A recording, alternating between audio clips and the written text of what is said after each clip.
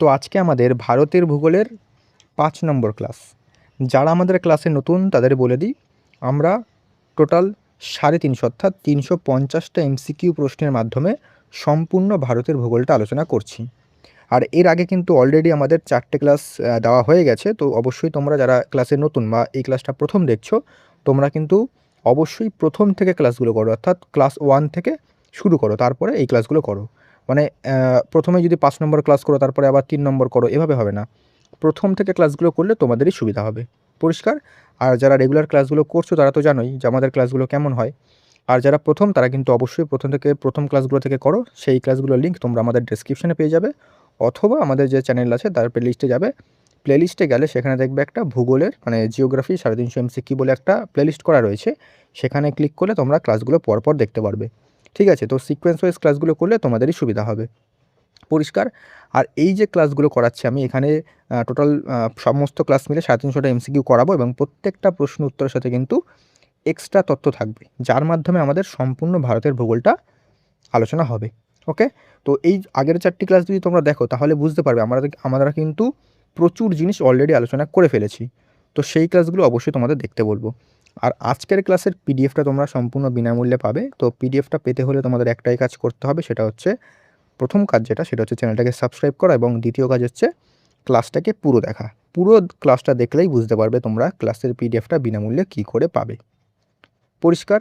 আর আমি যে ক্লাসে আজকে কিন্তু বেশ কিছু প্রশ্ন নিয়ে এসেছি, তো অবশ্যই ভালো করে ক্লাসটা করো, এবং অবশ্যই কিন্তু নোটসগুলো তোমরা নিজের হাতে বানাও।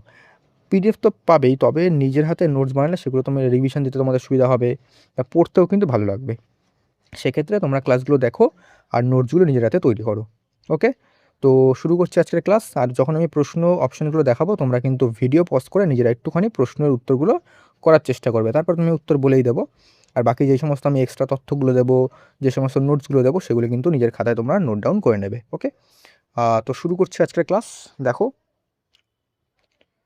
তো আজকের আমাদের ক্লাসের প্রথম প্রশ্ন দেখো কি বলছে। প্রথম প্রশ্ন হচ্ছে, ভারতের কোন রাজ্যটি, প্রথমে আমরা ২-৩টে প্রশ্ন রিভিশন করে নেবো আগের ক্লাসের। কোন রাজ্যটি সবচেয়ে বেশি সংখ্যক রাজ্যের সীমানা স্পর্শ করেছে? মধ্যপ্রদেশ, উত্তরপ্রদেশ, আসাম, ছত্তিশগড়।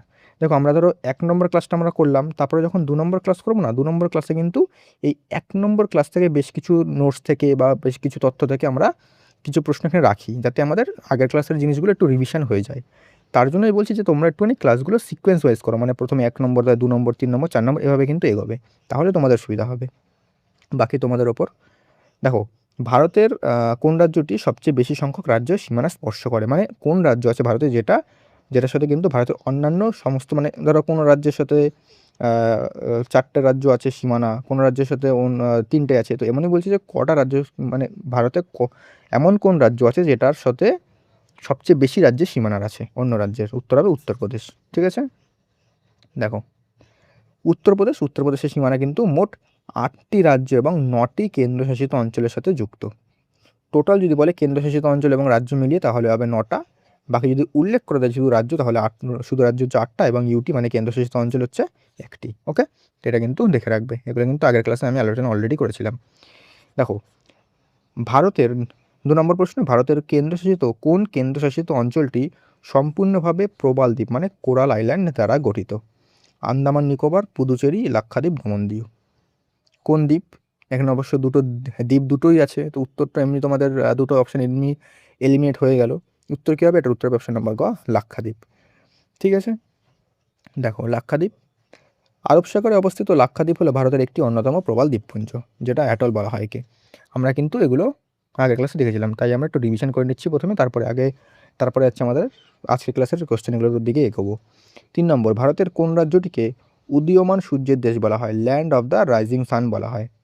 আসাম, নাগাল্যান্ড, অরুণাচল প্রদেশ, মণিপুর। কী হবে উত্তর? উদীয়মান সূর্যের দেশ। উদীয়মান সূর্যের দেশ বলা হয় অপশন নম্বর গ, অরুণাচল প্রদেশকে। দেখো, ভারতের সবচেয়ে পূর্বে অবস্থিত হওয়ায় অরুণাচল প্রদেশ প্রথম সূর্যোদয় দেখা যায়। মানে এটা ধরো ভারতের ম্যাপ, অরুণাচল প্রদেশ এখানে।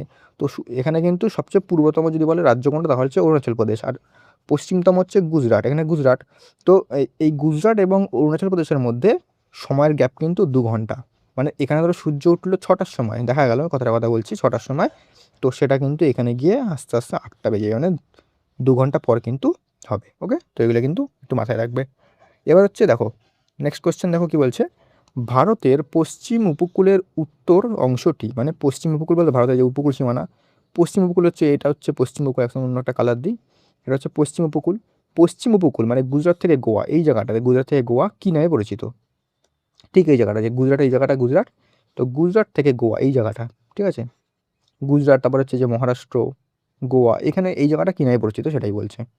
মালাবার উপকূল, করমণ্ডল, কোঙ্কণ, উত্তর সরকার উপকূল। কী হবে উত্তর এটার বলো?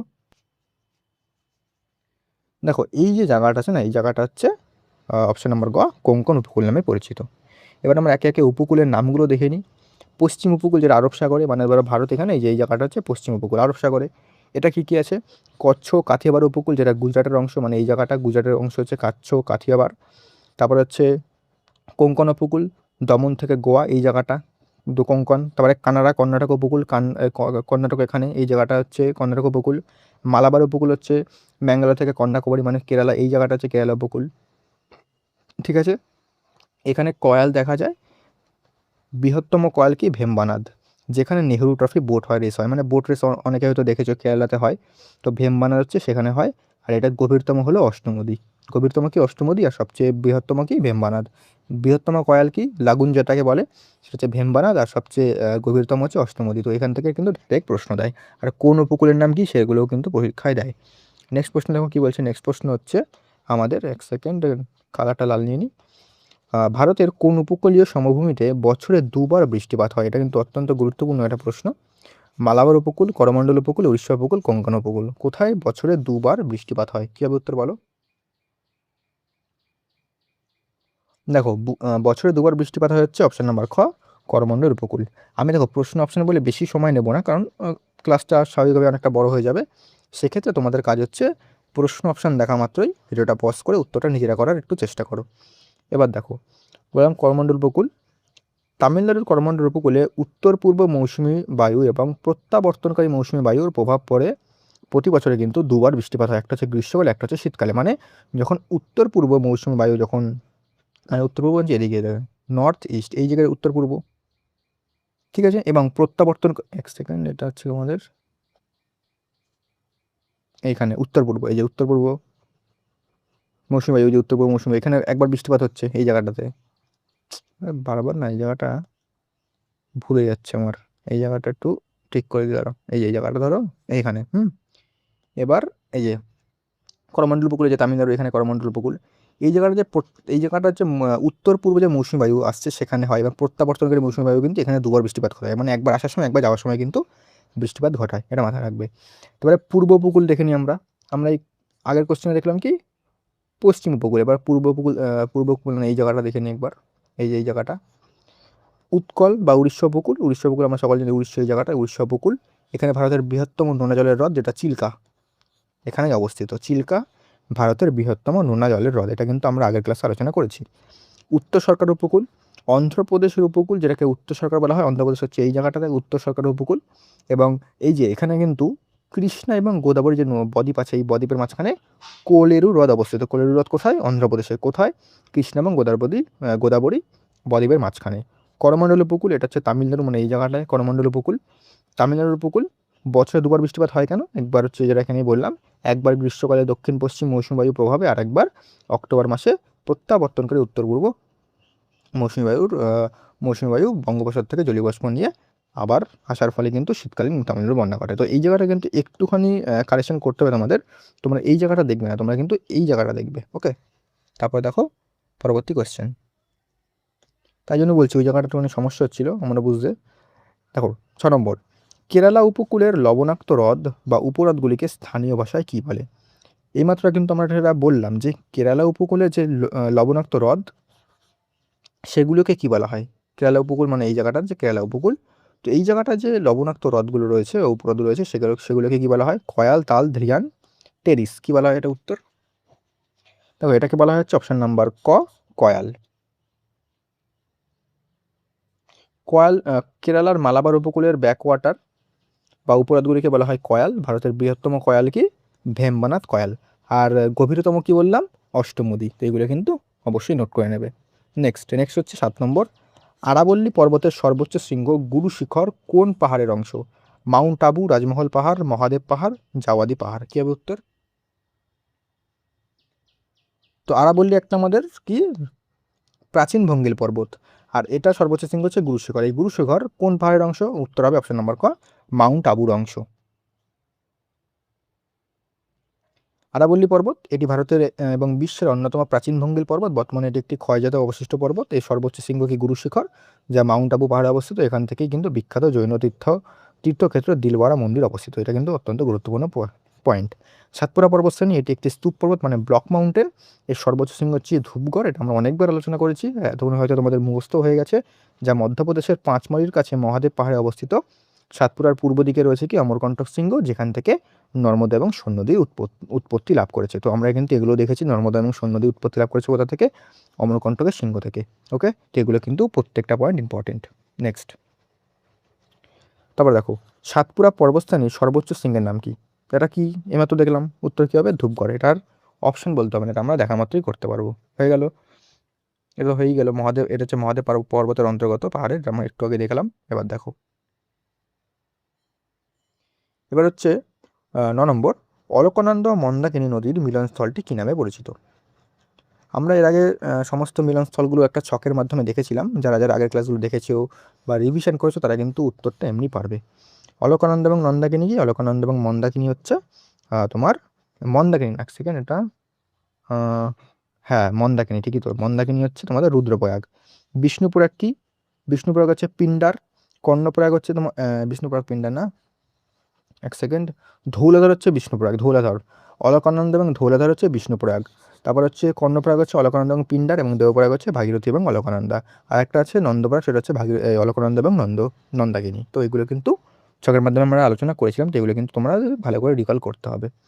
অলকানন্দা পিন্ডার হচ্ছে কর্ণপ্রয়াগ, যেটা আমাদের একটু আগেই বললাম। দেখো নেক্সট, তারপর দেখো, ব্রহ্মপুত্রের কোন উপনদীটি পাগলাদিয়া এবং মানস নামে পরিচিত? এটা তো উত্তর মানে অপশান দেখলেই বোঝা যাচ্ছে, মানে প্রশ্নটা আমার পাগলা দিয়ে দেওয়াই উচিত ছিল। এটা হচ্ছে মানস। তো মানস তো বলতে মানুষই তো হবে উত্তর, এটা তো। যাই হোক, কিছু কিছু প্রশ্ন মনে আসে। মানস নদী ভুটান ও ভারতের আসামের ওপর দিয়ে প্রবাহিত হয়ে ব্রহ্মপুত্রের একটি অন্যতম প্রধান উত্তরবাহিনীর উপনদী। ওকে, নেক্সট, মানে মানুষ হচ্ছে, এটা মনে রাখবে যে ব্রহ্মপুত্রের উপনদী। 11 নম্বর, গোদাবরী নদী কোন স্থান থেকে উৎপন্ন হয়েছে? আমি বারবার উৎপত্তি বলতে কেউ আটকে যাচ্ছে। গোদাবরী নদী কোন স্থান থেকে উৎপন্ন হয়েছে? মহাবালেশ্বর, ত্রম্বকেশ্বর, অমরকণ্টক, ব্রহ্মগিরি। কি হবে উত্তর?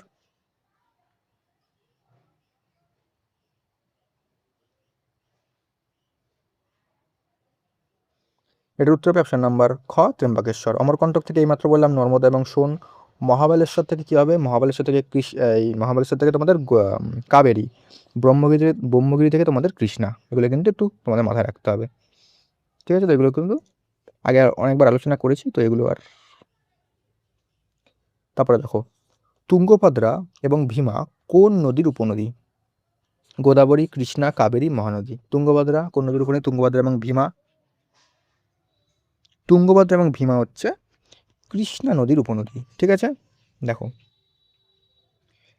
কৃষ্ণা নদী দক্ষিণ ভারতের দ্বিতীয় দীর্ঘতম নদী। মহারাষ্ট্রের পশ্চিমঘাট পর্বতের মহাবালেশ্বরের থেকে উৎপত্তি লাভ করেছে। উপনদী কি? তুঙ্গভদ্রা, ভীমা, কয়না, ঘাটপ্রভা, মালপ্রভা এবং মুসি। ওহো, একটা জায়গায় ভুল হয়েছে, আমার মহাবালেশ্বরটা হচ্ছে কৃষ্ণা মানে, আর ব্রহ্মগিরি হচ্ছে কাবেরী। কাবেরীটা মনে রাখবে, ব্রহ্মগিরি, ঠিক আছে? তেলেঙ্গানার রাজধানী হায়দ্রাবাদ শহরটি মুসি নদীর তীরে অবস্থিত এবং বিখ্যাত নাগার্জুন সাগর বাঁধ কৃষ্ণা নদীর ওপর নির্মিত। ওকে, তো এখানে দুটো ফ্যাক্ট আছে, যে তেলেঙ্গানার রাজধানী কি হায়দ্রাবাদ, যেটা কোথায় অবস্থিত? সেটা হচ্ছে এই কৃষ্ণা নদীর এই কৃষ্ণা বলছি, মুসি নদীর ওপর অবস্থিত, যেটা হচ্ছে কৃষ্ণার একটা উপনদী। তারপরে নাগার্জুন সাগর বাঁধ কিন্তু কৃষ্ণা নদীর ওপর নির্মিত, এটাও আমরা কিন্তু দেখেছি। নেক্সট, 13 নম্বর, কাবেরী নদীর জলবন্টন নিয়ে মূলত কোন দুটি রাজ্যের মধ্যে দীর্ঘদিনের বিবাদ রয়েছে? কী হবে উত্তর? এটা বলো। মহারাষ্ট্র অন্ধ্রপ্রদেশ, কর্ণাটক তামিলনাড়ু, কেরালা কর্ণাটক, তামিলনাড়ু অন্ধ্রপ্রদেশ।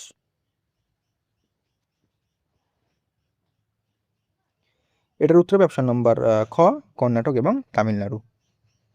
দেখো, কাবেরী নদীর জল বন্টন নিয়ে মূলত কর্ণাটক এবং তামিলনাড়ুর মধ্যে শতবর্ষ প্রাচীন বিবাদ রয়েছে। এতে কেরালা এবং পুদুচেরিও কিন্তু সামান্য অংশীদার। কাবেরী নদী কর্ণাটকের শিবসমুদ্রম দ্বীপের কাছে ভারতের অন্যতম বিখ্যাত শিবসমুদ্রম জলপ্রপাত তৈরি করেছে। তো বলে শিবসমুদ্রম জলপ্রপাত কোন নদীর ওপর? তাহলে হবে হচ্ছে কাবেরী। ওকে, এগুলো কিন্তু পরীক্ষায় ডাইরেক্ট তুলে দেয়। নেক্সট 14 নম্বর, ভারতের কোন নদীটি কর্কটক্রান্তি রেখাকে দুবার অতিক্রম করেছে? এই প্রশ্নটা যারা ক্লাসগুলো 4টে ক্লাস আগে দেখেছে তারা কিন্তু দেখা মাত্রই উত্তর করতে পারবে। এর উত্তর অপশন নাম্বার খ, মাহি। এটা আর অপশান পড়ার দরকার নেই। দেখো, মধ্যপ্রদেশের বিন্ধ্য পর্বত থেকে উৎপন্ন হয়ে মাহি নদী প্রথমে উত্তর পশ্চিমে রাজস্থানে যায়, সেখানে বাঁক নিয়ে দক্ষিণ পশ্চিমে গুজরাটের প্রবেশ করে খাম্বাত উপসাগরে পড়ে। কোথায় পড়ে? খাম্বাত উপসাগরে। এই বিশেষ ধনুকের মতো বাঁকের কারণে নদী ভারতের বুক চিরে যাওয়া কর্কটক্রান্তি রেখাকে দুবার অতিক্রম করে। মানে এই যে উঠে একবার দুবার এভাবে। তারপর হচ্ছে 15, বিখ্যাত সুরাট শহরটি কোন নদীর তীরে অবস্থিত? নর্মদা, তাপ্তি বা তাপি, সবরমতী, মান্ডবী।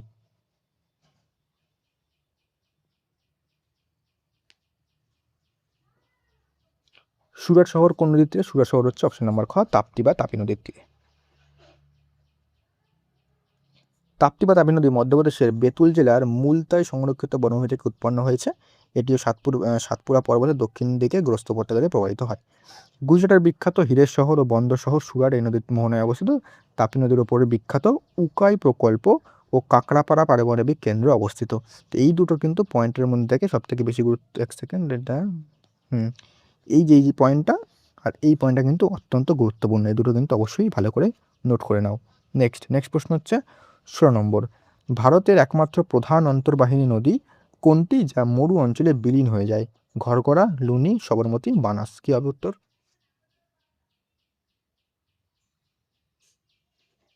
এটার উত্তর অপশন নম্বর খ, লুনি। ঠিক আছে, এবার দেখো, অন্তর্বাহিনী নদী যে নদী কোনো দেশের ভেতরে উৎপন্ন হয়ে কোনো সমুদ্রে না মিশে দেশের ভেতরেই, মানে ধরো একটা নদী, ধরো একটা ভারতের ম্যাপটা আমি আঁকছি। ভারত না, ধরো একটা আমি ধরো এমনি ধরো এই যে একটা দেশ, ধরো কথার কথা বললাম। এবার একটা নদী ধরো এই ভিতরে ধরো উৎপন্ন হলো এখান থেকে কোথাও। এবার ধরো এই পাশে সাগর, এই পাশে সাগর, এখানেও সাগর, বা এখানে যেখানে সাগর থাকতে পারে। এই নদীটা বইছে কিন্তু কোনো সাগরে মিশছে না, এখানেই ধরো কোথাও একটা হারিয়ে যাচ্ছে বা এখানে কোথাও শেষ হয়ে যাচ্ছে। তো এগুলোকে কী বলা হয়? অন্তর্বাহিনী নদী। ঠিক আছে, ইনল্যান্ড রিভার। তো এগুলো জাস্ট একটু মাথায় রাখবে, তাহলেই হবে। লুনি নদী রাজস্থানের আজমিরের কাছে আরাবল্লী পর্বতের আনাসাগর হ্রদ থেকে উৎপন্ন হয়ে থর মরুভূমির ওপর দিয়ে এসে গুজরাটের কচ্ছের রণ নামক লবণাক্ত জলাভূমিতে হারিয়ে গেছে। শুরুতে এর জল মিষ্টি থাকলেও বালুরাত্রার পর থেকে এর জল কিন্তু নোনতা হয়ে যায়। তো এগুলো কিন্তু অত্যন্ত গুরুত্বপূর্ণ পয়েন্ট। নেক্সট কোয়েশ্চেন দেখো, নেক্সট কোয়েশ্চেন হচ্ছে 17 নম্বর, আসামের বৃহত্তম শহর গুয়াহাটি এবং ডিব্রুগড় কোন নদীর তীরে অবস্থিত? বরাক, সুরমা, ব্রহ্মপুত্র, মানস। কে উত্তর বলো? এটার উত্তর অপশন নাম্বার গ, ব্রহ্মপুত্র। ঠিক আছে, তো ব্রহ্মপুত্র সম্পর্কে আমরা আগেও দেখেছিলাম, আর একবার দেখিনি। তিব্বতের চেমায়ুংদং হিমবাহ থেকে উৎপন্ন হয়। কোথা থেকে উৎপন্ন হয়? চেমায়ুংদং হিমবাহ, এবং এটাকে তিব্বতের সাংপু এবং অরুণাচল প্রদেশের দিহং এবং আসামের ব্রহ্মপুত্র বলা হয়। ওকে, বরাক মণিপুরের পাহাড়ি অঞ্চল থেকে উৎপন্ন হয়ে অসমের সুরমা উপত্যকায় প্রবেশ করেছে। এটি বাংলাদেশে মেঘ নামে পরিচিত। মানস, এটি ব্রহ্মপুত্রের এক ডান তীরের উপনদী, ভুটান ও অসমের ওপর দিয়ে প্রবাহিত হচ্ছে। এই নদীর নাম অনুসারে কিন্তু বিখ্যাত মানস জাতীয় উদ্যান গড়ে উঠেছে। এগুলো কিন্তু একটু দেখে রাখবে। ওকে, দেখো মেঘনা বলতে, দেখো মেঘনাটা হচ্ছে কী বলতো, আমি বললাম আগেও অনেকবার বলেছি, গঙ্গা যাচ্ছে, গঙ্গায় যে পশ্চিমবঙ্গের গঙ্গা যাচ্ছে, গঙ্গা বাংলাদেশে পদ্মা নামে প্রবেশ করছে। ওকে, আর এখানে ব্রহ্মপুত্র যমুনা নামে বাংলাদেশে প্রবেশ করছে। এই দুটো মিলনস্থলই হচ্ছে, এই যে মিলনস্থল, এটা হচ্ছে তোমাদের মেঘনা। তো এটা কিন্তু একটু মাথায় রাখতে পারো। ওকে, চলে আসছি পরবর্তী কোয়েশ্চেন। দেখো 18 নম্বর, উত্তরপ্রদেশের রাজধানী লখনৌ কোন নদীর তীরে অবস্থিত? লখনৌ কোন নদীর তীরে? যমুনা, সরায়ু, গোমতী, চম্বল। দেখো, লখনৌ অবস্থিত হচ্ছে অপশন নাম্বার গ, গোমতীর তীরে। সরায়ু, এই নদীর তীরে অযোধ্যা শহর অবস্থিত। সরায়ু আসলে ঘরকার নদীর একটি অংশ। চম্বল, এইটি যমুনার প্রধান উপনদী। উৎস হচ্ছে মধ্যপ্রদেশের জানপাও পাহাড়। এই নদীর তীরে কোন কোন শহর অবস্থিত? রাজস্থানের বিখ্যাত শিক্ষাকেন্দ্র কোটা এবং মধ্যপ্রদেশের গোয়ালিয়র শহর অবস্থিত কোথায়? চম্বল নদীর ওপর। চম্বল নদী তার গিরিখাত বা ব্যাডল্যান্ড টপোগ্রাফির জন্য বিখ্যাত। এই যে ব্যাডল্যান্ড টপোগ্রাফিটা কিন্তু আগের দিনই আমি আলোচনা করেছিলাম। নেক্সট 19 নম্বর, ওড়িশার প্রাচীন প্রশাসনিক শহর এবং বর্তমান ক্রীড়া রাজধানী কটক কোন নদীর তীরে অবস্থিত? বলো কী হবে একটু, এটার উত্তর ব্রাহ্মণী, বৈতরণী, মহানদী, সুবর্ণরেখা। কটক অবস্থিত হচ্ছে অপশন নাম্বার গ, মহানদীর ওপর। দেখো মহানদী উড়িষ্যার সম্বলপুর শহরটিও এখানে অবস্থিত। ব্রাহ্মণী, শঙ্খ ও দক্ষিণ কোয়েল নদীর মিলিত প্রবাহ হচ্ছে ব্রাহ্মণী। এর তীরে হচ্ছে উড়িষ্যার বিখ্যাত ইস্পাত নগরী রাউরকেল্লা অবস্থিত। সুবর্ণরেখাটা আগেও আলোচনা করেছিলাম আমরা, ঝাড়খণ্ডের রাজশাহী মালভূমি থেকে উৎপন্ন। এর তীরে ঝাড়খণ্ডের বিখ্যাত শিল্প শহর জামশেদপুর অবস্থিত। এর উপরে কিন্তু হুন্ডু জলপ্রপাত রয়েছে। শহর দেখিনি আমরা, দেখো কোন শহর কোন নদীর তীরে একবার ছকের মাধ্যমে দেখিনি। শ্রীনগর কোথায়? শ্রীনগর ঝিলাম নদীর ওপর। বদ্রীনাথ হচ্ছে অলকানন্দা। কোটা, চম্বল, সুরাট, তাপ্তি, পানাজি, মান্ডবী। পুরী, ভুবনেশ্বর হচ্ছে দয়া বা কুয়াখাই। এই কিন্তু ছকটা একটু মনে রাখবে। নেক্সট, তারপর দেখো উত্তর পূর্ব ভারতের বৃহত্তম মিষ্টি জলের হ্রদ লোকটাক কোন রাজ্যে অবস্থিত? লোকটাক কোন রাজ্যে? মেঘালয়, মণিপুর, মিজোরাম, আসাম। এটা তো খুবই একটা সোজা প্রশ্ন, যারা ক্লাসগুলো করছো রেগুলার তারা এমনি উত্তর করতে পারবে। অপশন নাম্বার খ, মণিপুর।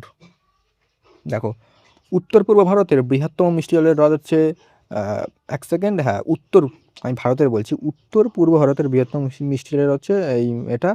আর ভারতের মিষ্টি জলের হ্রদ হচ্ছে মানে বৃহত্তম, সেটা হচ্ছে উলার। কোথায়? জম্মু কাশ্মীরের। এগুলো কিন্তু বারবার করে রিকল করবে। এর মূল আকর্ষণ হচ্ছে ফুমরিজ, যা আসলে পচা উদ্ভিদ ও মাটির জৈব পদার্থের ভাসমান স্তূপ। এই ফুমরিজগুলোর ওপর গড়ে উঠেছে বিশ্বের একমাত্র ভাসমান জাতীয় উদ্যান, যেটা কি কাইবুল লামজো। এটি বিপন্ন সাংঘাই হরিণ বা ড্যান্সিং ডিয়ারের একমাত্র প্রাকৃতিক বাসস্থান। কী কী পাওয়া যায় সেগুলো কিন্তু পড়তে হবে। নেক্সট কোয়েশ্চেন যাওয়ার আগে তোমাদের একটু বলে দিই, আমাদের যে স্টাডি মেটেরিয়াল বা ডিজিটাল নোটস যাই বলো না কেন, সেটা অ্যাভেলেবেল রয়েছে, যেটা miscellaneous clerkship, WBP, KP, WBSSC, group C, group D, গ্রাম পঞ্চায়েত, প্রত্যেকটা পরীক্ষার জন্য কিন্তু হেল্পফুল। আর এখানে তোমরা টোটাল 9টা ডিজিটাল নোটস পাবে। কী কী? ইতিহাসের 3টে, প্রাচীন, মধ্য, আধুনিক, পলিটি, ভারতের ভূগোল, পশ্চিমবঙ্গের ভূগোল, স্ট্র্যাটেজিক বিজ্ঞান এবং ইকোনমি। এগুলো একদম এক্সাম ওরিয়েন্টেড, মানে পরীক্ষা যতটা আসে বা পরীক্ষা যতটা পড়তে হবে সেভাবেই কিন্তু তৈরি করা হয়েছে, একদম সুন্দরভাবে সাজিয়ে। প্রিন্টেবল, একদম প্রিন্টেবল পিডিএফ। তোমরা কিন্তু এগুলো নিয়ে খুবই তাড়াতাড়ি এগুলোকে শেষও করতে পারবে, প্লাস রিভিশনও করতে পারবে এই পিডিএফ থেকেই। ঠিক আছে, তোমরা যারা নিতে চাও তারা কিন্তু অবশ্যই আমাকে এই নাম্বারে হোয়াটসঅ্যাপ করতে পারো। প্রাইস একদমই অ্যাফোর্ডেবল, প্রত্যেকে কিন্তু অ্যাফোর্ড করতে পারবে, মানে প্রত্যেকে নিতে পারবে এমন কিন্তু প্রাইস রাখা হয়েছে, সুন্দরভাবে কিন্তু সাজানো হয়েছে। আর অনেকে নিয়েছে, আর প্রত্যেকটা রিভিউ কিন্তু পজিটিভ। তো শুরু করছি পরবর্তী প্রশ্ন। দেখো 21 নম্বর, ভারতের দীর্ঘতম হ্রদ কোনটি যা কেরালায় অবস্থিত এবং যেখানে ওনাম উৎসবের সময় বিখ্যাত নেহেরু ট্রফি বা নৌকা বাইচ প্রতিযোগিতা হয়, যেটা আমরা কিন্তু একটুকে দেখলাম। এটার উত্তর কী হবে? অপশন নাম্বার খ, বেম্বানাদ। আসলে কিন্তু এটা বৃহত্তম দিতে হবে, বৃহত্তম হবে ব্যাপারটা। ভারতের দীর্ঘতম, এটা বৃহত্তম লিখবে। কেরালায় হ্রদ বা লেগুনগুলো স্থানীয় ভাষায় বলা হয় কয়াল, যেটা বেপান হচ্ছে বৃহত্তম কয়াল। আর সবচেয়ে ডিপ হচ্ছে অষ্টামুদি, যেটা আমরা আগে দেখলাম। আর এখানে কিন্তু ওনাম উৎসবের সময়, যেটা হচ্ছে একটা ফসল কাটার উৎসব কোথাকার, কেরালার। আর এটা হচ্ছে নেহরু ট্রফি রেস বা নেহরু ট্রফি রেস কিন্তু এখানে হয়। আর একটা তোমাদের কথা বলি, আমরা এর পরবর্তীতে কিছু কিন্তু এর মাঝখানে স্ট্র্যাটেজিকের কিন্তু ক্লাস নিয়ে আসবো। স্ট্র্যাটেজিকের মধ্যে ধরো আমি কোনো একটা ক্লাসে উৎসব আলোচনা করবো, কোনো একটা ক্লাসে ধরো ন্যাশনাল, ধরো রাজধানী, মুদ্রা, এগুলো কিন্তু এক একটা ক্লাসে আমরা আলোচনা করে দেবো। ওকে, চলে আসি পরবর্তী প্রশ্ন। দেখো 22 নম্বর, অন্ধ্রপ্রদেশ এবং তামিলনাড়ু সীমান্তে অবস্থিত ভারতের দ্বিতীয় বৃহত্তম লবণাক্ত জলের হ্রদ লেগুন কোনটা? কোলেরু, পুলিকট, চিল্কা, লোনার। অন্ধ্রপ্রদেশ এবং তামিলনাড়ুর সীমান্তে অবস্থিত হচ্ছে অপশন নাম্বার ক, কোলেরু। এই কোলেরু, সেকেন্ড, কোলেরু, না না, এটা কোলেরু হবে না, এটা হচ্ছে পুলিকটে হবে, পুলিকট। সরি, এটা তো অন্ধ্রপ্রদেশ বলেছে, অন্ধ্রপ্রদেশ এবং তামিলনাড়ু। অন্ধ্রপ্রদেশ, তামিলনাড়ু, হ্যাঁ অন্ধ্রপ্রদেশ তামিলনাড়ুতে পুলিকট ভারতের দ্বিতীয় বৃহত্তম লবণাক্ত জলের লেগুন। এটি প্রায় 84% অন্ধ্রপ্রদেশ এবং 16% তামিলনাড়ুতে অবস্থিত। এই হ্রদটিকে বঙ্গোপসাগর থেকে পৃথক করেছে শ্রীহারিকোটা দ্বীপ, যেখানে ইসরোর সতীশ ধাওয়ান মহাকাশ কেন্দ্র অবস্থিত। কোলেরু হ্রদ, এটি সম্পূর্ণ অন্ধ্রপ্রদেশের, যেটা কৃষ্ণা গোদাবরী বদ্বীপের মাঝে অবস্থিত, যেটা একটু আগে বলেছিলাম, অবস্থিত একটি মিষ্টি জলের হ্রদ। দেখো কোলেরুটা হচ্ছে সম্পূর্ণ হচ্ছে অন্ধ্রপ্রদেশের মধ্যে, আর পুলিকটটা হচ্ছে অন্ধ্রপ্রদেশ প্লাস তামিলনাড়ু দুটোর মধ্যে। এটা কিন্তু অন্ধ্রপ্রদেশে কিন্তু বেশিরভাগটা রয়েছে, আর এখানে কিন্তু শ্রীহরিকোটা দ্বীপটা কিন্তু আলাদা করেছে। নেক্সট 23 নম্বর, মহারাষ্ট্রে অবস্থিত কোন হ্রদটি একটি উল্কাপাত বা মেটিওরাইট আঘাতের ফলে সৃষ্টি হয়েছে? মানে একটা ধরো এখানে ধরো একটা ল্যান্ড আছে, এখানে উল্কাপাত হয়েছে, উল্কাপাতের ফলে কিন্তু হ্রদ সৃষ্টি হয়ে গেছে। সেটা কি? লোনার, সল্ট লেক, পুষ্কর, ভোজতাল। কি হবে উত্তর? এটার উত্তর অপশন নাম্বার ক, লোনার লেক। যেটা কোথায়, সেটা হচ্ছে মহারাষ্ট্রতে। দেখো লোনার লেক মহারাষ্ট্রতে অবস্থিত। এটি প্লাইস্টোসিন যুগের একটি উল্কাপাতের ফলে সৃষ্টি হয়েছিল। এটি একটি জিওলজিক্যাল হেরিটেজ সাইট। হ্যালোআর্কিয়া নামক অণুজীবের পুষ্টির কারণে কিন্তু 2020 সালে এই জলের রং কিন্তু একদম রাতারাতি গোলাপি হয়ে গিয়েছিল। এটা কিন্তু পরীক্ষায় দেয়। রূপকুণ্ড, এটা কোথায়, এটা হচ্ছে উত্তরাখণ্ডে। এটিকে হচ্ছে কঙ্কাল হ্রদ বলা হয়, কারণ 1942 সালে এখানে প্রায় 500-র বেশি মানুষের কঙ্কাল আবিষ্কৃত হয়েছিল। এটি হিমালয়ের প্রায় 5029 মিটার উচ্চতায় অবস্থিত। এটা কিন্তু দেখে রাখবে। আর তোমাদের এই যে কঙ্কাল হ্রদটা কিন্তু কাকে বলা হয়, রূপকুণ্ড হ্রদকে বলা হয়। এটা কোথায়, এটা হচ্ছে উত্তরাখণ্ডে। তো যেখান থেকে সেখান থেকে কিন্তু প্রশ্ন দিতে পারে, তাই আমাদের কিন্তু সমস্ত কিছুই পড়তে হবে। তারপর দেখো, গুজরাটে নর্মদা নদীর ওপর নির্মিত বিতর্কিত এবং বিখ্যাত বাঁধটির নাম কি, যা নিয়ে মেধা পাটেকর নর্মদা বাঁচাও আন্দোলন করেছিলেন? কী হবে উত্তর এটার, বলো? নেক্সট সেকেন্ড, হ্যাঁ, গুজরাটে অবস্থিত নর্মদা নদীর ওপর। কী হবে? উকাই, সর্দার সরোবর, গান্ধীসাগর, তাওয়া।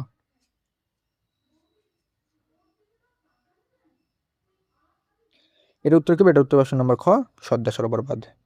ঠিক আছে, দেখো সর্দার সরোবর বাঁধ এটি গুজরাটের নবগামের কাছে অবস্থিত। এটি মধ্যপ্রদেশ, গুজরাট, মহারাষ্ট্র এবং রাজস্থানের একটি যৌথ প্রকল্প। এর ফলে সবচেয়ে বেশি উপকৃত হয় গুজরাট জলসেচের জন্য এবং মধ্যপ্রদেশ বিদ্যুৎ উৎপাদনে। নর্মদা বাঁচাও আন্দোলনটা কি? মেধা পাটেকর এবং বাবা আমতের নেতৃত্বে 1985 সালে থেকে এই আন্দোলন শুরু হয়, কারণ এই বাঁধের উচ্চতা বাড়ানোর ফলে প্রচুর অধিবাসী মানুষ গৃহহীন হয়েছিল। ঠিক আছে, এগুলো কিন্তু দেখে রাখবে। উকাই বাঁধ কোথায়? উকাই বাঁধ হচ্ছে গুজরাটের তাপি নদীর তীরে অবস্থিত। এটা আমরা একটু আগে দেখেছিলাম। তাওয়া বাঁধ, তাওয়া হচ্ছে মধ্যপ্রদেশের নর্মদার উপনদী, তাওয়া নদীর তীরে অবস্থিত। তো বাঁধগুলো কোন নদীর তীরে কোন রাজ্যে অবস্থিত, এগুলো কিন্তু পরীক্ষায় ডাইরেক্ট দেয়।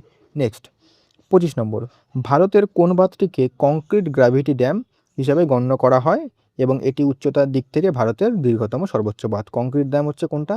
Concrete gravity dam. তেহরি বাঁধ হচ্ছে, আমরা সকলে জানি যে উচ্চতম বাঁধ ভারতের। হীরাকুদ হচ্ছে দীর্ঘতম। এটা হচ্ছে অপশন নাম্বার খ, ভাকরা বাঁধ। ভাকরা নাঙ্গাল হিসেবে প্রশ্নতে ভাকরা নাঙ্গাল দেওয়া থাকে, ভাকরা দেওয়া থাকবে, যে কোনো একটা হবে। ভাকরা বাঁধ, দেখো ভাকরা নাঙ্গাল একসাথে থাকে কিন্তু দুটো আলাদা আলাদা জায়গায় অবস্থিত। ভাকরা বাঁধ এটি সরাসরি উচ্চতার বিচারে 226 মিটার, ভারতের দ্বিতীয় সর্বোচ্চ বাঁধ। তবে কংক্রিট গ্র্যাভিটি ড্যাম হিসাবে এটি কিন্তু ভারতের সর্বোচ্চ। আর মনে রাখবে, তেহুই সর্বোচ্চ বাঁধ কিন্তু সেটি রকফিল ড্যাম, গ্র্যাভিটি ড্যাম নয়। গ্র্যাভিটি ড্যাম হচ্ছে ভাকরা বাঁধ, যেটা হচ্ছে সর্বোচ্চ। নাঙ্গাল বাঁধ, ভাকরা বাঁধের ঠিক 13 কিলোমিটার নিচে পাঞ্জাবে কিন্তু নাঙ্গাল বাঁধটি তৈরি করা হয়েছে, যা ভাকরা থেকে ছাড়া অতিরিক্ত জল নিয়ন্ত্রণ করে, তাই এদের একসাথে কিন্তু ভাকরা নাঙ্গাল বলা হয়। এটা কোথায়? এটা হচ্ছে হিমাচল প্রদেশে, এটা হচ্ছে তোমাদের পাঞ্জাবে। তো এগুলো কিন্তু একটু মনে রাখতে হবে তোমাদের ব্যাপারগুলো। তারপরে দেখো 26 নম্বর, মৌসিনরামে রেকর্ড পরিমাণ বৃষ্টিপাত হলেও এর থেকে মাত্র 65 কিলোমিটার দূরে অবস্থিত শিলং-এ বৃষ্টিপাত খুব কম হয় কেন? শিলং একটি বৃষ্টিছায়া অঞ্চল। শিলং সমভূমি অঞ্চলে অবস্থিত। এখানে কোনো বনাঞ্চল নেই। এটি বঙ্গোপসাগর থেকে অনেক দূরে। কে উত্তর, বলো? এটা উত্তর হবে, শিলং একটি বৃষ্টি ছায়া অঞ্চল। দেখো প্রতিবাদ ঢাল কি? পাহাড়ের যে ঢাল বায়ু প্রথমে ধাক্কা খায় এবং উপরে উঠে বৃষ্টি ঘটায়, যেমন মৌসিনরাম, পশ্চিমঘাট পর্বতের ঢাল। দেখো এই ধরো এটা পাহাড়, তাই বায়ুটা এখান থেকে আসছে, আসছে, এই যে এখানে ধাক্কা খেলো, এখানে উপরে উঠলো, তো এখানে যে বৃষ্টিপাতটা ঘটায় এটা হচ্ছে প্রতিবাদ ঢাল। এই জায়গাটাতে প্রতিবাদ ঢাল। এবার অনুবাদ ঢালটা কি? পাহাড় পার করে বায়ু যখন উল্টো ঢালে বেয়ে নিচে নামতে থাকে, তখন উষ্ণতা কিন্তু বাড়ায় এবং জলীয় বাষ্প কমে যাওয়ার ফলে বৃষ্টি হয় না, বলে একে কিন্তু বৃষ্টির ছায়া অঞ্চল বলা হয়। এই যে ঢালটা, এই যে একটা ঢাল, বায়ু প্রথমে বললাম যে এখান থেকে উঠছে, আর তো এখানে বৃষ্টিপাত ঘটাচ্ছে, কিন্তু যখন বায়ুটা এখান থেকে নামছে, তখন কিন্তু এই জায়গাগুলোটাতে না বৃষ্টিপাত ঘটাচ্ছে না। এর জন্য কিন্তু এখানের বৃষ্টিপাত হয় না, এখানে একটা বৃষ্টি ছায়া অঞ্চল। এই কারণে কিন্তু শিলংয়ে বৃষ্টিপাত হয় না, বৃষ্টি ছায়া অঞ্চল। পশ্চিমঘাট পর্বতের অনুবাদ ঢালে অবস্থিত পুনে একটি বৃষ্টি ছায়া অঞ্চল, যেখানে পশ্চিম ঢালে অবস্থিত মুম্বাই প্রচুর বৃষ্টিপাত হয়। তো এগুলো কিন্তু দেখে রাখবে। ঠিক আছে, মানে বৃষ্টিপাত একদমই হয় না সেটা না, কম হয় আর কি তুলনামূলকভাবে। ওকে, 27 নম্বর প্রশ্ন দেখো। 27 নম্বর প্রশ্ন বলছে, ভারতের শীতকালীন বৃষ্টিপাতের প্রধান কারণ কোনটি, যা প্রধানত পাঞ্জাব, হরিয়ানা ও উত্তরপ্রদেশে গম চাষে সাহায্য করে? দক্ষিণ পশ্চিম মৌসুমী বায়ু, উত্তর পূর্ব মৌসুমী বায়ু, পশ্চিমী ঝঞ্ঝা, কালবৈশাখী। কে উত্তর, বলো? এটার উত্তর হবে অপশান নাম্বার গ, পশ্চিমী ঝঞ্ঝা। ঠিক আছে, এবার দেখো উৎস, এটি ভূমধ্যসাগর থেকে উৎপন্ন হয়ে বহিঃউষ্ণক্রান্তীয় ঘূর্ণবাত, মানে এই যে পশ্চিমী ঝঞ্ঝাটা, প্রবেশের মাধ্যম কি? এটি পশ্চিমে জেট বায়ু যে আছে, ওয়েস্টার্ন জেট স্ট্রিম, তার হাত ধরে ইরাক, ইরান, পাকিস্তান পার করে ভারতে প্রবেশ করে। প্রভাব, এর ফলে শীতকালে জম্মু কাশ্মীর, হিমাচল, উত্তরাখণ্ডে তুষারপাত হয় এবং পাঞ্জাব, হরিয়ানা মৃদু বৃষ্টি হয়, যা রবি শস্য বিশেষ করে গম চাষের জন্য উপযোগী। ঠিক আছে? এটা কিন্তু কোথায় তৈরি হয় যদি বলে পশ্চিমী ঝঞ্ঝার প্রাথমিক যে মানে উৎস সেটা কোনটা? মানে কোথায় তৈরি হয়? সেটা হচ্ছে ভূমধ্যসাগর থেকে কিন্তু উৎপন্ন হয় এবং এটি একটি বহিঃউষ্ণীয় ক্রান্তীয় ঘূর্ণবাত মানে একটা সাইক্লোন। ঠিক আছে? এটা কিন্তু দেখে রাখবে। এক্সট্রা টপিক্যাল সাইক্লোন হচ্ছে এটা এবং এটা পশ্চিম যে জেটবায়ু আছে, পশ্চিমী জেটবায়ু সেটা তার হাত ধরে কিন্তু ইরাক, ইরান, পাকিস্তানের হাত ধরে তারপরে কিন্তু ভারতে প্রবেশ করে। ওকে? তো এগুলো কিন্তু একটু দেখে রাখবে। চলে আসছি নেক্সট কোয়েশ্চেন। নেক্সট কোয়েশ্চেন হচ্ছে 28 নম্বর। শরৎকালে মৌসুমী বায়ু প্রত্যাবর্তনের সময় বঙ্গোপসাগরে সৃষ্ট ঘূর্ণিঝড় বা সাইক্লোনগুলিকে পশ্চিমবঙ্গে কী বলা হয়? মানে শরৎকালে যখন মৌসুমী বায়ু প্রত্যাবর্তন করে যে বঙ্গোপসাগরে এই ধরুন মৌসুমী বায়ু ধরো প্রত্যাবর্তন করছে, এই যে বঙ্গোপসাগরে ধরো যে ঘূর্ণিবায়ুগুলো সৃষ্টি হচ্ছে, এগুলোকে পশ্চিমবঙ্গে কী বলা হয়? অশ্বিনের ঝড়, কালবৈশাখী, অম্লবৃষ্টি, পশ্চিমী ঝঞ্ঝা। এটার উত্তর বলো তোমরা।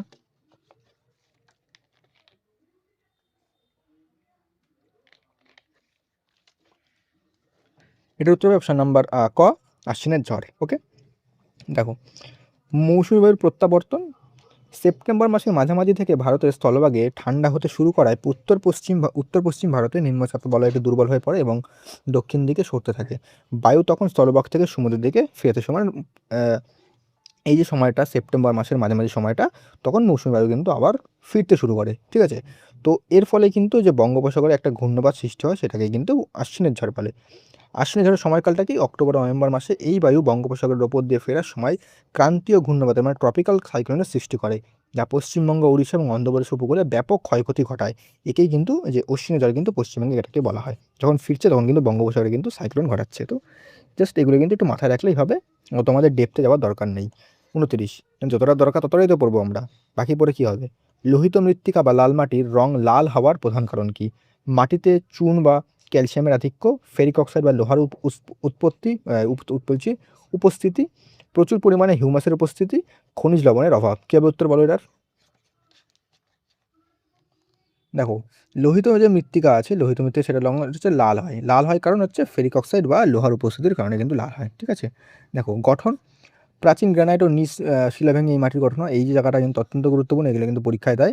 রঙের পরিবর্তন, মূলত মাটিতে ফেরিক অক্সাইড থাকায় এটি লাল দেখায়, কিন্তু যখন এই মাটি জল শোষণ করে হাইড্রোপেড অবস্থায় থাকে তখন এই রং কিন্তু হলুদ দেখায়। মানে লাল থাকে তখন, মানে যখন ভিজে তখন কিন্তু মানে লাল রংটা হচ্ছে হালকা হলুদ দেখায় আর কি। তাই অনেক সময় একে রেড অ্যান্ড ইয়েলো সয়েলও বলা হয়। ঘাটতি, এটিতে নাইট্রোজেন, ফসফরাস এবং হিউমাসের চরম ঘাটতি থাকে, তবে জলসেচ ও সার দিলে ডাল জাতীয় শস্য, তামাক এবং তৈলবীজ ভালো চাষ হয়। ওকে? এগুলো কিন্তু একটু মাথায় রাখবে। নেক্সট নেক্সট হচ্ছে আমাদের 30 নম্বর। ভারতের মৃত্তিকা গবেষণা ও সমীক্ষার প্রধান সংস্থা ICAR, Indian institute of soil science এর সদর দপ্তর কোথায় অবস্থিত? এই যে Indian institute of soil science, মানে এই যে এটা হচ্ছে IISS। কোথায় অবস্থিত? নতুন দিল্লি, ভোপাল, পুনে, দেহরাদুন। দেহরাদুন। এটার উত্তর অপশন নাম্বার খ, ভোপাল। ওকে? দেখো, এবার দেখো central arid zone research institute হচ্ছে কোথায়? যোধপুরে, রাজস্থানে, মরুভূমি ও শুষ্ক মৃত্তিকা গবেষণার জন্য। Central soil salinity research institute এটা কোথায়? কার্নেল, হরিয়ানাতে, লবণাক্ত মাটির প্রতিকারের জন্য। এই যে স্যালিনিটি সয়েল বা ওই যেটা আগেরটা দেখলাম ওগুলো কিন্তু একটুখানি ভালো করে পড়ে রাখবে, কারণ পরীক্ষা অনেক সময় অনেকে কনফিউজ হয়ে যায়। Indian institute of soil and water conservation, Dehradun, উত্তরাখণ্ডে, মৃত্তিকা ক্ষয় এবং জল সংরক্ষণের প্রধান কেন্দ্র। এগুলো কিন্তু প্রত্যেকটা গুরুত্বপূর্ণ। নেক্সট হচ্ছে 31 নম্বর। ভারতের গুজরাটের কচ্ছ অঞ্চল, রাজস্থান এবং পাঞ্জাবের শুষ্ক এলাকায় যেখানে 50 বৃষ্টিপাত কম হয় কোন প্রকার উদ্ভিদ দেখা যায়? চিরহরিৎ, ক্রান্তীয় চিরহরিৎ, ক্রান্তীয় কাঁটাঝোপ গুল্ম জাতীয় জেরোফাইট যেটাকে বলা হয়, পর্ণমোচী, ম্যানগ্রোভ। কী হবে উত্তর বলো? দেখো, শুষ্ক অঞ্চল বলেছে তো এটা কিন্তু হবে অপশন নাম্বার খ, ক্রান্তীয় কাঁটাঝোপ এবং গুল্ম জাতীয় উদ্ভিদ। দেখো, অভিযোজনগত বৈশিষ্ট্য কী আছে? বাষ্পীভবন কমানোর জন্য এতে পাতার কাঁটা রূপান্তরিত হচ্ছে, মানে পাতাগুলো কিন্তু মানে যে কাঁটাগুলো দেখছো না ওগুলো কিন্তু আসলে পাতা, মানে ওটা হচ্ছে পাতার রূপান্তরিত রূপই হচ্ছে কাঁটা। কাণ্ড সবুজ ও রসালো হয়, যাকে পর্ণকাণ্ড বলা হয়, যা জলে ধরে রাখতে সাহায্য করে।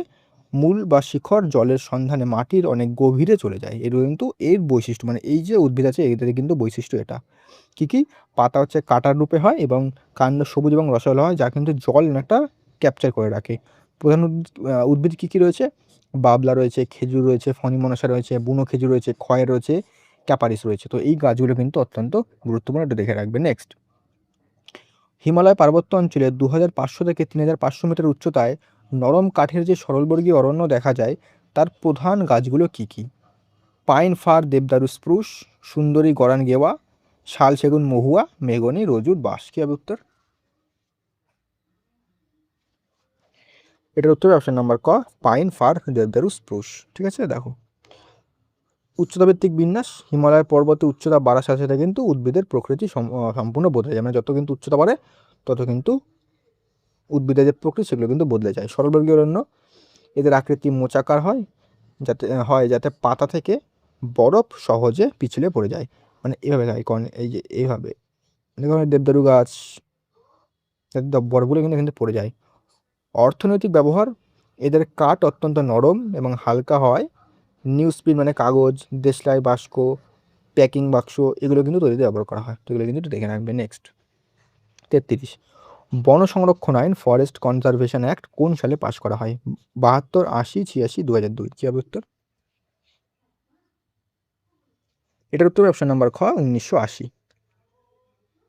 দেখো অরণ্যের জমি যাতে অনিয়ন্ত্রিতভাবে অরণ্যমূলক কাজে যেমন শিল্প, রাস্তা তৈরি যা ব্যবহৃত না হতে পারে তার জন্য কিন্তু এটা 1900 সালে আইন পাশ করা হয়। এবং পরিবেশ সুরক্ষা আইন পাশ হয় কবে? 1986 সালে। এগুলো কিন্তু অলরেডি আমরা আলোচনা করেছি। 34 নম্বর, পশ্চিমবঙ্গের আলিপুরদুয়ার জেলায় অবস্থিত জলদাপাড়া মূলত একটি কি জাতীয় উদ্যান, কেবলই পাখিয়ালয়, বায়োস্ফিয়ার রিজার্ভ, কোনোটি নয়। কি হবে এটা উত্তর? জলদাপাড়া কি? জলদাপাড়া হচ্ছে একটা জাতীয় উদ্যান অর্থাৎ ন্যাশনাল পার্ক। দেখো পশ্চিমবঙ্গে কিন্তু টোটাল 6টা জাতীয় উদ্যান আছে। কী কী? সুন্দরবন জাতীয় উদ্যান, এটা 1984 সালে জাতীয় উদ্যান হয় এবং রয়্যাল বেঙ্গল টাইগারের জন্য বিখ্যাত। এটা জলদাপাড়া জাতীয় উদ্যান, এটা হচ্ছে আলিপুরদুয়ারে 2012 সালের মর্যাদা পায়। এটা তো সুন্দরবন হচ্ছে দক্ষিণ 24 পরগনাতে। গরুমারা কোথায়? গরুমারা হচ্ছে জলপাইগুড়িতে। এটা কিন্তু একশৃঙ্গ গন্ডার হাতির জন্য বিখ্যাত। বক্সা কোথায়? আরেকটা মনে রাখবে, তোরসা নদীর কিন্তু তীরে এটা অবস্থিত। বক্সা হচ্ছে আলিপুরদুয়ারে, এটি অত্যন্ত গুরুত্বপূর্ণ ব্যাঘ্র প্রকল্প। তারপর আছে নেওড়া ভ্যালি হচ্ছে কালিম্পংয়ে রেড পান্ডার জন্য বিখ্যাত। সিঙ্গাইলা কোথায়? দার্জিলিংয়ে, পশ্চিমবঙ্গের সর্বোচ্চ উচ্চতায় অবস্থিত জাতীয় উদ্যান, এখানে কিন্তু রেড পান্ডা পাওয়া যায়। আমরা যখন পশ্চিমবঙ্গের ভূগোল আলোচনা করবো তখন কিন্তু আরও ডিটেলসে আলোচনা করবো। ওকে, এগুলো কিন্তু মনে রাখবে, পশ্চিমবঙ্গের টোটাল 6টা জাতীয় উদ্যান রয়েছে। নেক্সট, পরিযায়ী পাখিদের জন্য বিখ্যাত কেওলাদেও ঘানা জাতীয় উদ্যান, যা আগে ভরতপুর পক্ষী অভয়ারণ্যের নামে পরিচিত ছিল, এটা কোন রাজ্যে অবস্থিত? গুজরাট, মধ্যপ্রদেশ, রাজস্থান, হরিয়ানা। কি হবে উত্তর এটার? দেখো এটার উত্তর হবে অপশান নাম্বার গ, রাজস্থান। ওকে, দেখো রাজস্থান, এটি এটি বিশ্ব ঐতিহ্যবাহী স্থান এবং রামসার সাইট। শীতকালে এখানে সাইবেরিয়ান ক্রেন সহ হাজার হাজার পরিযায়ী পাখি আসে। এবার আমরা আগের ক্লাসে মানে আমরা 15খানা স্টেটের আমরা জাতীয় উদ্যান দেখেছিলাম, আজকে আমরা বাকিগুলো দেখে নিই। ঝাড়খণ্ড হচ্ছে বেতে জাতীয় উদ্যান, খুবই গুরুত্বপূর্ণ। বিহারের হচ্ছে বাল্মীকি, খুব গুরুত্বপূর্ণ। উত্তরপ্রদেশ হচ্ছে দুধুয়া, হিমাচল প্রদেশের গ্রেট হিমালয়ান, গোয়ার হচ্ছে মোল্লে, ভগনান, মহাবীর। এগুলো কিন্তু দেখে রাখবে, বাকিগুলো কিন্তু তোমরা দেখে রাখবে যে কোথায় কী পাওয়া যায়। ঠিক আছে, নেক্সট 36, সুলতানপুর জাতীয় উদ্যান ভারতের কোন রাজ্যে অবস্থিত? হরিয়ানা, পাঞ্জাব, উত্তরপ্রদেশ, হিমাচল প্রদেশ। কী হবে? সুলতানপুর জাতীয় উদ্যান হচ্ছে অপশন নাম্বার ক, হরিয়ানাতে। ঠিক আছে, এবার দেখো মেঘালয়ের জাতীয় উদ্যান কি আছে? বলপাকারাম হচ্ছে মেঘালয় লাল পান্ডা বন্য মহিষের জন্য বিখ্যাত। আন্দামান নিকোবরে রয়েছে সাউথ বাটান, যেটা ভারতের ক্ষুদ্রতম, এবং মহাত্মা গান্ধী মেরিন। ওকে, তো এগুলো কিন্তু দেখে রাখবে। ঠিক আছে, নেক্সট 37, ভারতের ক্ষুদ্রতম বায়োস্ফিয়ার রিজার্ভ কোনটি? ডিব্রু শেখাওয়া, নকরিক, শিমলিপাল, কোল ডেজার্ট। ভারতের ক্ষুদ্রতম বায়োস্ফিয়ার রিজার্ভ হচ্ছে অপশন নাম্বার ক, ডিব্রু শেখাওয়া। এটা কোথায়? এটা হচ্ছে আসামে অবস্থিত। ঠিক আছে, নেক্সট 38, সুন্দরবনকে কোন বছর একটি বায়োস্ফিয়ার রিজার্ভ হিসাবে ঘোষণা করা হয়েছিল? বায়োস্ফিয়ার রিজার্ভ কবে ঘোষণা করা হয়েছিল? 1987, 1989, 2001, 2019। কি হবে উত্তর বলো? এর উত্তর অপশন নাম্বার খ, 1989। ঠিক আছে, দেখো সুন্দরবনকে 1984 সালে একটি জাতীয় উদ্যান, 1987 সালে একটি ইউনেস্কো ওয়ার্ল্ড হেরিটেজ সাইট, 1989 সালে বায়োস্ফিয়ার রিজার্ভ এবং 2019 সালে রামসার সাইটে কিন্তু মর্যাদা পায়। তো কোন সালে কী পায় এগুলো কিন্তু তোমাদের অবশ্যই ভালো করে দেখতে হবে। নেক্সট, পশ্চিমবঙ্গের ভূগোল আসলে যখন আমরা ভালো করে আলোচনা করবো আরও, কোন ফসলকে ভারতের সোনালী তন্তু বলা হয় এবং উৎপাদনে কোন রাজ্যে প্রথম? এখানে মানে দুটো প্রশ্ন একসাথে দিয়েছি, সেটা হচ্ছে সোনালী তন্তু কাকে বলা হয়, প্লাস এই যে সোনালী তন্তু যেটাকে বলা হয় সেটা উৎপাদনে কোন রাজ্য প্রথম। দেখো, প্রথম কথা হচ্ছে সোনালী তন্তু বলা হয় হচ্ছে পাটকে, আর পাট উৎপাদনে ভারতে কিন্তু পশ্চিমবঙ্গ প্রথম। দেখো, পাটকে সোনালী তন্তু বলা হয় গাঙ্গেয় পলিমাটি ও আর্দ্র জলবায়ুর কারণে ভারতের সিংহভাগ পাট পশ্চিমবঙ্গে উৎপাদিত হয়। কার্পাস বা কার্পাস তুলো উৎপাদনে প্রথমকে গুজরাট, দ্বিতীয় হচ্ছে মহারাষ্ট্র। তুলোকে সাদা সোনা বলা হয়, মানে হোয়াইট গোল্ড। এর জন্য রেগুর বা কৃষ্ণ মৃত্তিকা সবচেয়ে উপযোগী। তুলোর আঁশের দৈর্ঘ্য মাপা হয় কিন্তু স্ট্যাপেল এককে। ওকে। আর পাট উৎপাদনে প্রথম হচ্ছে পশ্চিমবঙ্গ, দ্বিতীয় হচ্ছে বিহার। একে সোনালী তন্তু বলা হয় বা গোল্ডেন ফাইবার বলা হয়। আখ, সুগারকেন উৎপাদনে প্রথম কি হচ্ছে উত্তরপ্রদেশ। তবে দক্ষিণ ভারতে যেমন তামিলনাড়ু আখের রস, চিনির পরিমাণ শুক্রজের মাত্রা বেশি থাকে বলে ক্রান্তীয় জলবায়ুর কারণে। এগুলো কিন্তু দেখতে হবে, বাকি তো মূলত একে দেখতে হবে যে প্রথম কি উৎপাদনে, ব্যাস। চা মোট উৎপাদনে প্রথম হচ্ছে আসাম, তবে দক্ষিণ ভারতের নীলগিরি পার্বত্য অঞ্চল চা চা চাষের জন্য বিখ্যাত। দার্জিলিং চা 2004 সালে ভারতের প্রথম জিআই ট্যাগ পায়। এটা কিন্তু অত্যন্ত গুরুত্বপূর্ণ একটা ফ্যাক্ট যে প্রথম জিআই ট্যাগ কে পায় দার্জিলিংয়ের চা, সেটা কত সালে, 2004 সালে। নেক্সট চলে আসছি পরবর্তী প্রশ্নতে, আরেকটু দেখে নিই। কফি উৎপাদনের প্রথমকে কর্ণাটক, প্রায় 70%। ভারতের প্রধান দুটি জাতি হচ্ছে কি অ্যারাবিকা এবং হচ্ছে রোবাস্টা। কর্ণাটকের বাবাবুদান পাহাড় এর প্রথম হচ্ছে কফি চাষ শুরু হয়েছিল। এটা কিন্তু অত্যন্ত গুরুত্বপূর্ণ বলতে, কোথায় কোথায় শুরু হয়েছিল প্রথম, উত্তর হবে বাবাবুদান, এক second,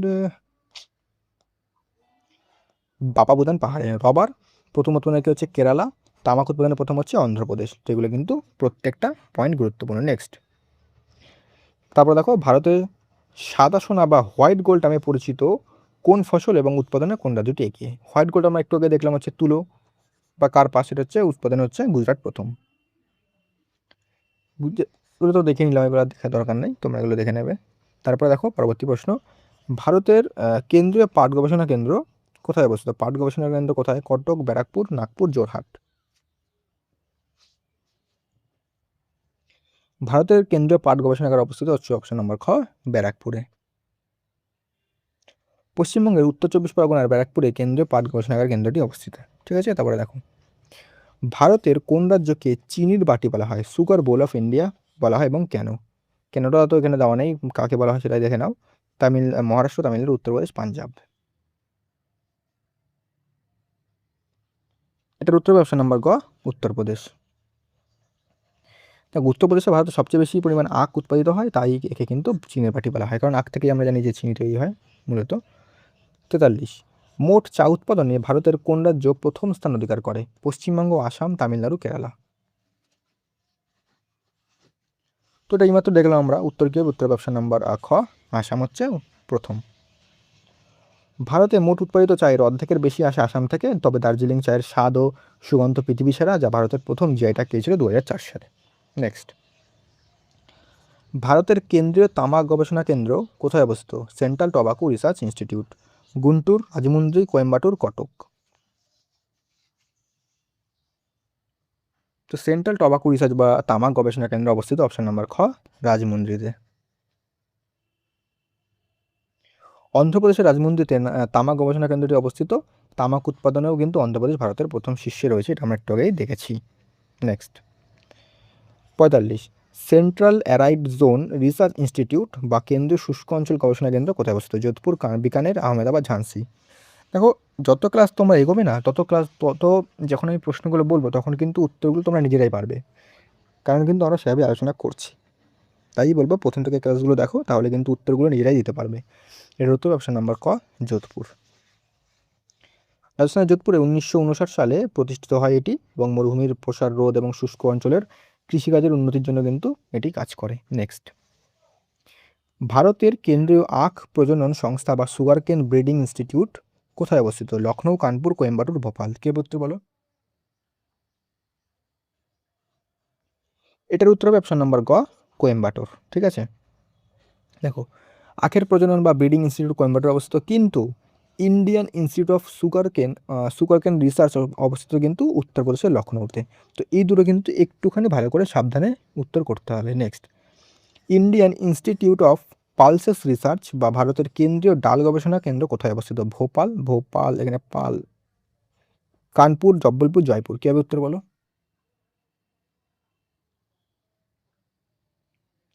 Indian institute of pulses research হচ্ছে অপশন নাম্বার খ, কানপুরে অবস্থিত। উত্তরপ্রদেশের কানপুরে ডাল গবেষণা কেন্দ্রটি অবস্থিত, তবে বর্তমানে মোট ডাল বা ডাল জাতীয় শস্য উৎপাদনে কিন্তু মধ্যপ্রদেশ এবং রাজস্থান শীর্ষস্থানে রয়েছে। নেক্সট 48, ভারতের সবচেয়ে উৎকৃষ্ট মানের লৌহ আকরিক কোনটি, যার রং কালো এবং লোহার পরিমাণ প্রায় 70% থাকে? Hematite, magnetite, limonite, siderite. এই চারটে কিন্তু অবশ্যই মনে রাখবে, কারণ এই চারটে কিন্তু পরীক্ষায় অনেক সময় দেয় যে একটা ধরো লিমোনাইট দিয়ে দিল, বললো যে এটি কার আকরিক, তো এটা হবে লোহার আকরিক। তো এগুলো কিন্তু একটু দেখতে হবে। তো এটার উত্তর হবে অপশন নাম্বার ক, ম্যাগনেটাইট হচ্ছে সবচেয়ে উন্নত মানের। ওকে, এবার দেখো লোহার আকরিক মূলত 4 প্রকার। একটা হচ্ছে ম্যাগনেটাইট, সেটা সেরা মান, কয়লার রং হচ্ছে কালো হয়। তারপরে হেমাটাইট, এটা লালচে হয় একটুখানি, যেটা ভারতে সবচেয়ে বেশি পাওয়া যায়। লিমোনাইট হচ্ছে হলুদ রঙের হয়, এবং সিডারাইট হচ্ছে ধূসর, সবচেয়ে নিম্নমানের। এবার আমরা দেখে নিই যে কোথায় কি পাওয়া যায়। দেখো উড়িষ্যাতে, মানে লৌহ আকরিকের যে খনিসমূহ সেখানে দেখে নিই আমরা। উড়িষ্যাতে দেখো গুরু মহিষানি, বাদাম পাহাড়, কিরিবুরু। ভারতের বৃহত্তম লৌহ আকরিক মানে লৌহ আকরিক যে লৌহ উৎপাদক রাজ্যকে উড়িষ্যা। জামশেদপুর, এটা কিন্তু ঝাড়খণ্ডে, যেটা মাথায় রাখবে, এটা হচ্ছে ঝাড়খণ্ডে। তিস্কো কারখানা, এখান থেকে লোহা পাওয়া, মানে এখান থেকে লোহা যায়। দেখো উড়িষ্যার যে গুরু মহিষানি, বাদাম পাহাড়, বাদাম পাহাড় সবচেয়ে বেশি গুরুত্বপূর্ণ। এই যে লৌহ খনিগুলো রয়েছে এখান থেকে, মানে এখানে যে আকরিকগুলো আসে মূলত কিন্তু জামশেদপুর, যেটা ঝাড়খণ্ডে অবস্থিত, এখান থেকে আসে। এবং ভারতের সবচেয়ে বেশি লৌহ উৎপাদক রাজ্য কোনটা, সেটা হচ্ছে ওড়িশা। এগুলো কিন্তু মাথায় রাখবে। ছত্তিশগড়ে কী কী রয়েছে, বাইলাডিলা এবং দাল্লি রাজহারা, এটা কিন্তু অত্যন্ত গুরুত্বপূর্ণ একটা। বাইলাডিলা এশিয়ার বৃহত্তম যান্ত্রিকীকৃত মানে মেকানাইজড খনি, এগুলো কিন্তু মনে রাখবে। কর্ণাটকে কী রয়েছে, কর্ণাটকে রয়েছে কুদ্রেমুখ, বাবাবুদান পাহাড়, বেল্লারি, সবচেয়ে বেশি গুরুত্বপূর্ণ কুদ্রেমুখ এবং বাবাবুদান পাহাড়। ঠিক আছে। আর অনেক সময় পরীক্ষা এটা দেয় যে কুদ্রেমুখ মানে শব্দের অর্থ কী, উত্তর হবে ঘোড়ার মুখ। ঠিক আছে, মানে কুদ্রে মানে ঘোড়া, মুখ মানে মুখ। ঝাড়খণ্ডের হচ্ছে নোয়ামুন্ডি এবং গুয়া। ভারতের অন্যতম প্রাচীন এবং সমৃদ্ধ হেমাটাইট লোহার খনি কিন্তু এখানে রয়েছে। তো এগুলো কিন্তু এই টেবিলটা অবশ্যই কিন্তু মাথায় রাখবে। নেক্সট দেখো উড়িষ্যার ময়ূরভঞ্জ জেলায় অবস্থিত গুরু মহিষানি এবং বাদাম পাহাড় খনি দুটি কোন খনিজ উত্তোলনের জন্য বিখ্যাত? তো যারা এইমাত্র করলে অবশ্যই করতে হবে, উত্তর হবে অপশন নাম্বার ক, লোহা আকরিক। এটার আমরা কিছু আর বলছি না, কারণ এটা তো আমরা জানি। নেক্সট, ছত্তিশগড়ের বালাডিলা খনিটি নিচের কোনটির জন্য বিখ্যাত? এটা হচ্ছে অপশন নাম্বার ক, এটি একটি বৃহত্তম যান্ত্রিকীকৃত লোহার খনি। আমরা যে টেবিলটা আলোচনা করলাম সেটা থেকে একবার একটুখানি 2-3টে এমসিকিউ প্র্যাকটিস করে নিলাম, যাতে আমাদের মাথায় থাকে জিনিসগুলো। নেক্সট, কর্ণাটকের চিকমাগালুর জেলায় অবস্থিত কুদ্রেমুখ খনিটি কোন খনিজের জন্য পরিচিত? আমরা দেখলাম যে লোহা আকরিক, কুদ্রেমুখ, তারপরে বাবাবুদান পাহাড়, এগুলো কিন্তু দেখতে হবে তোমাদের। ঘোড়ার মুখ, তারপর হচ্ছে ম্যাঙ্গালোরের জায়গাগুলো, এগুলো তোমাদের একটু দেখে রাখবে। বাকি তো আমাদের মোটামুটি আলোচনা করে নিলাম। নেক্সট, জলবিদ্যুৎ উৎপাদনের দিক থেকে ভারতের কোন রাজ্য প্রথম স্থান অধিকার করে আছে? জলবিদ্যুৎ উৎপাদনের দিক থেকে পশ্চিমবঙ্গ, হিমাচল প্রদেশ, অন্ধ্রপ্রদেশ, কেরালা। জলবিদ্যুৎ উৎপাদনের দিক থেকে বলো কি হবে উত্তর? জলবিদ্যুৎ উৎপাদনের দিক থেকে ভারতের শীর্ষস্থানে রয়েছে অপশন নাম্বার খ, হিমাচল প্রদেশ। পাহাড়ি নদীগুলির তীব্র গতিবেগ এবং অনুকূল ভূপ্রকৃতির কারণে হিমাচল প্রদেশ কিন্তু সবচেয়ে বেশি জলবিদ্যুৎ উৎপাদিত হয়। ওকে, নেক্সট দেখো 53 নম্বর কি বলছে, ভারতের প্রথম পারমাণবিক বিদ্যুৎ কেন্দ্রটি 1969 সালে কোথায় স্থাপিত হয়েছিল? তারাপুর, রাওতভাটা, কালপাক্কাম, কাকড়াপাড়া। কী হবে উত্তর বলো? ভারতের প্রথম পারমাণবিক বিদ্যুৎ কেন্দ্র এটা কোথায়? এটা হচ্ছে অপশন নাম্বার ক, তারাপুর। তারাপুর কোথায়? তারাপুর হচ্ছে মহারাষ্ট্রতে। ঠিক আছে, দেখো মার্কিন যুক্তরাষ্ট্রের কারিগরি সহায়তায় মহারাষ্ট্রের তারাপুরে ভারতের প্রথম পারমাণবিক কেন্দ্রটি গড়ে উঠেছিল। ভারতে টোটাল কটা পারমাণবিক কেন্দ্র আছে এখানে দেখে নিই আমরা। দেখো তারাপুর মহারাষ্ট্র, তোমাদের এগুলো পড়তে হবে না, জাস্ট এগুলো মাথায় রাখবে। তারাপুর মহারাষ্ট্র। রাওতভাটা কোথায়? রাজস্থানে। কালপাক্কাম কোথায়? তামিলনাড়ুতে। নরডা কোথায়? উত্তরপ্রদেশে। কাইগা কোথায়? কর্ণাটকে। কাকড়াপাড়া কোথায়? গুজরাটে। কুদানকুলাম কোথায়? তামিলনাড়ুতে। তো এগুলো কিন্তু খুব গুরুত্বপূর্ণ, এগুলো কিন্তু মাথায় রাখবে। ঠিক আছে, এগুলো থেকে প্রশ্ন দেবে কালপাক্কাম কোথায় বা নানোডা কোথায়, এগুলো কিন্তু তোমাদের অবশ্যই ভালো করে দেখতে হবে। সবচেয়ে বেশি বৃহৎ হচ্ছে কুদানকুলাম। তারপরে দেখো এখানে অবশ্যই দিয়েছি, রাশিয়া বা রাশিয়ান প্রযুক্তির সহায়তায় তৈরি তামিলনাড়ুর কোন পারমাণবিক বিদ্যুৎ কেন্দ্রটি বর্তমানে ভারতের বৃহত্তম পারমাণবিক কেন্দ্র? এইমাত্র বললাম, উত্তর হবে কুদানকুলাম। ঠিক আছে, এটা নেক্সট হচ্ছে 55, পশ্চিমবঙ্গের বর্ধমান জেলায় অবস্থিত ভারতের প্রাচীনতম সরকারি লৌহ ইস্পাত কারখানাটির নাম কি? দুর্গাপুর ইস্পাত, ইস্কো বা hero Burnpur, Raniganj steel plant, Salboni কারখানা। কী হবে?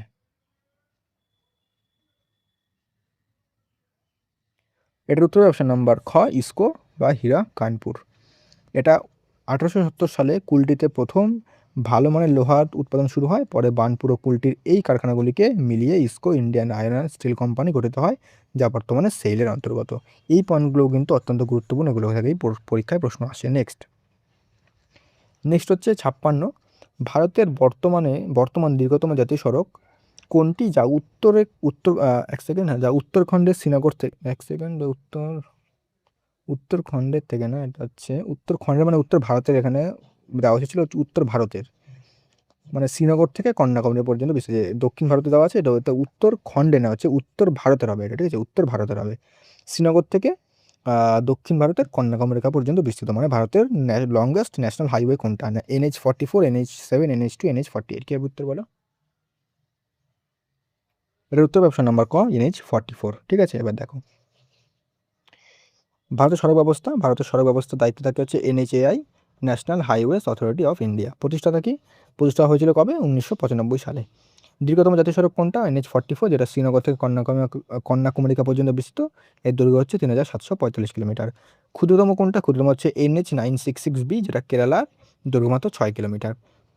সোনালী চতুর্ভুজ গোল্ডেন কোয়াড্রিল্যাটারাল দিল্লি, মুম্বাই, চেন্নাই এবং কলকাতাকে যুক্ত করে, দৈর্ঘ্য হচ্ছে 5886 কিলোমিটার। অটল বিহারী বাজপেয়ীর আমলে শুরু হয়েছিল 2001 থেকে 2012 সালে।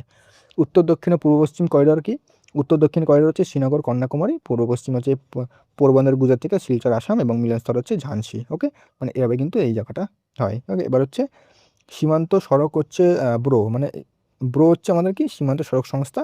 7ই মে 1960 সালে প্রতিষ্ঠা হয়, দুর্গম পাহাড়ি সীমান্ত এলাকার রাস্তা তৈরি করে। ওকে, তো এগুলো কিন্তু প্রত্যেকটা পয়েন্ট গুরুত্বপূর্ণ, এগুলো কিন্তু দেখে রাখবে।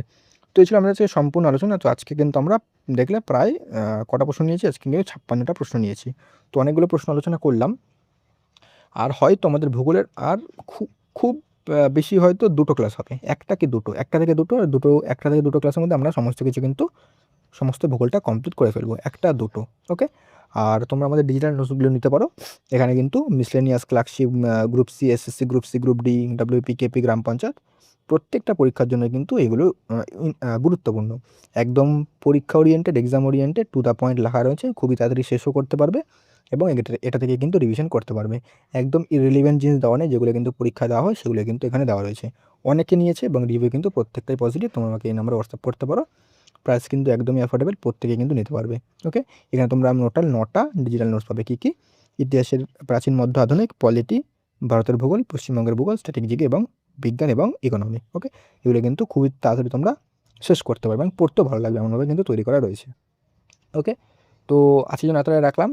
আর ক্লাসটা কেমন লাগলো তোমরা কিন্তু অবশ্যই সেটা আমাকে কমেন্ট করে জানাও। আর তোমরা আমাদের এই যে ক্লাসের পিডিএফটা কোথায় হবে? পিডিএফটা হবে হচ্ছে টেলিগ্রামের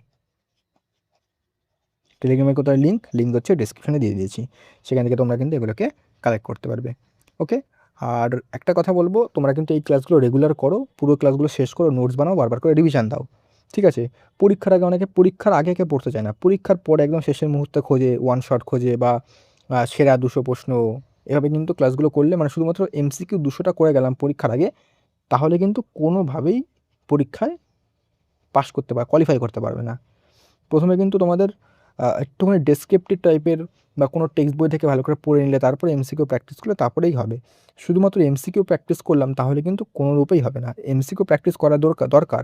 সেটা হচ্ছে তুমি যখন নিজের বেসিকটা বা ডেসক্রিপটিভ পড়া রয়েছে তোমার কোনো বই থেকে, তারপরে MCQ প্র্যাকটিস করলে তারপরে ঠিক আছে। শুধুমাত্র MCQ পড়ে গেলাম, মানে অনেক চ্যানেলে দেখিয়ে দেয় সেরা 200, সেরা 300 এগুলো পড়লেই হবে, এর বাইরে আসবে না। ওগুলো কিন্তু সোজাসুজি বাজে কথা, ওর মধ্যে কিন্তু কোনো সময় এভাবে হয় না।